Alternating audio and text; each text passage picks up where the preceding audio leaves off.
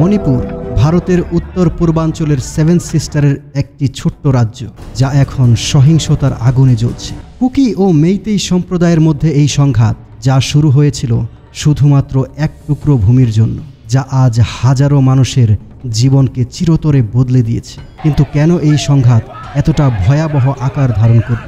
Drone হামলা, rocket আক্রমণ এবং এই অজানা ভবিষ্যতের মুখোমুখি একটি রাজ্য মণিপুরের এই সংকটের আসল চিত্র জানার চেষ্টা করব আজকের এই ভিডিও।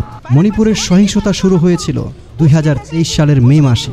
এর মূল কারণ ছিল মেইতেই সম্প্রদায়ের আদিবাসীদের এসটি স্ট্যাটাস দাবি করা। মেইতেইরা মূলত ইম্ফল ভ্যালিতে বসবাস করে এবং মণিপুরের জনসংখ্যার 53% হল এই মেইতেই সম্প্রদায়ের। অন্যদিকে রয়েছে পাহাড়ি অঞ্চলে বসবাসকারী কুকি ও নাগা সম্প্রদায়ের, যারা এই এসটি মর্যাদার দাবির বিরোধিতা করছে। কিন্তু কি এই এসটি স্ট্যাটাস?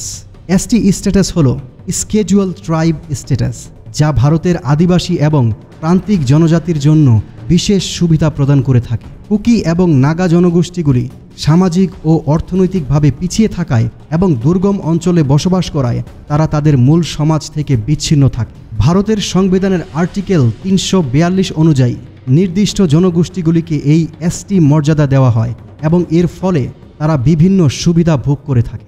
1. কলেজ এবং সরকারি চাকরিতে নির্দিষ্ট সংখ্যক আসন এই এসটি জনগোষ্ঠীর জন্য সংরক্ষিত থাকে। 2.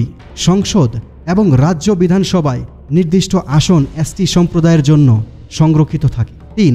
বিভিন্ন স্কলারশিপ, স্বাস্থ্যসেবা প্রকল্প এবং উন্নয়নমূলক প্রকল্প এসটি সম্প্রদায়ের জীবনমান উন্নত করার জন্য প্রয়োগ করা হয়। মণিপুরের সংঘাতের প্রেক্ষিতে মেইতেই সম্প্রদায়ের এসটি মর্যাদার এই দাবিটি বিতর্কিত হয়, কারণ মেইতেই সম্প্রদায় ইতিমধ্যেই রাজ্যের সংখ্যাগরিষ্ঠ এবং রাজনৈতিক ও অর্থনৈতিকভাবে বেশ শক্তিশালী।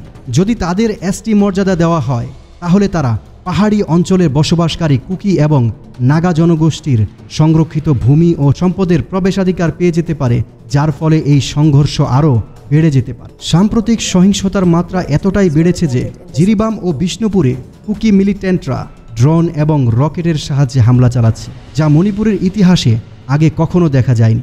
শুধু এই সেপ্টেম্বরেই ড্রোন আক্রমণে 2 জন নিহত এবং 6 জন আহত হয়েছে। যদিও নিরাপত্তা বাহিনী কঠোর ব্যবস্থা নিচ্ছে, কিন্তু সংঘাতের মাত্রা এখনও কমেনি। এই সহিংসতার ফলে এখনও পর্যন্ত 220 জনেরও বেশি নিহত হয়েছে এবং 60,000-এরও বেশি মানুষ তাদের বাড়ি ঘর ছাড়তে বাধ্য হয়েছে এবং তাদের অনেকেই শরণার্থী শিবিরে আশ্রয় নিয়েছে, যেখানে তারা খাবার ও পানির সংকটে রয়েছে।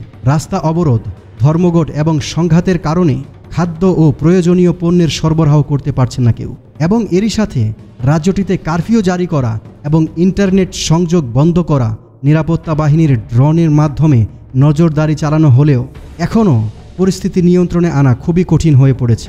মণিপুরের এই সংকট আমাদের চোখে তুলে ধরেছে কিভাবে জাতিগত সংঘাত ও রাজনৈতিক বিভাজন একটি সম্পূর্ণ রাজ্যকে অশান্ত করে তুলতে পারে। এই সংঘাতের সমাধান শুধু সামরিক শক্তির উপর নির্ভর করে নয়, বরং উভয় সম্প্রদায়ের মধ্যে শান্তি ও বিশ্বাস স্থাপনের মাধ্যমে হতে হবে। বন্ধুরা, এই পরিস্থিতি সম্পর্কে আপনার মতামত কি? আপনি কি মনে করেন এই সংঘাতের স্থায়ী সমাধান কি হতে পারে? নিচে কমেন্টে অবশ্যই জানাবেন। আর যদি এই ভিডিওটি আপনাদের ভালো লেগে থাকে, তাহলে অবশ্যই লাইক এবং সাবস্ক্রাইব করতে ভুলবেন না।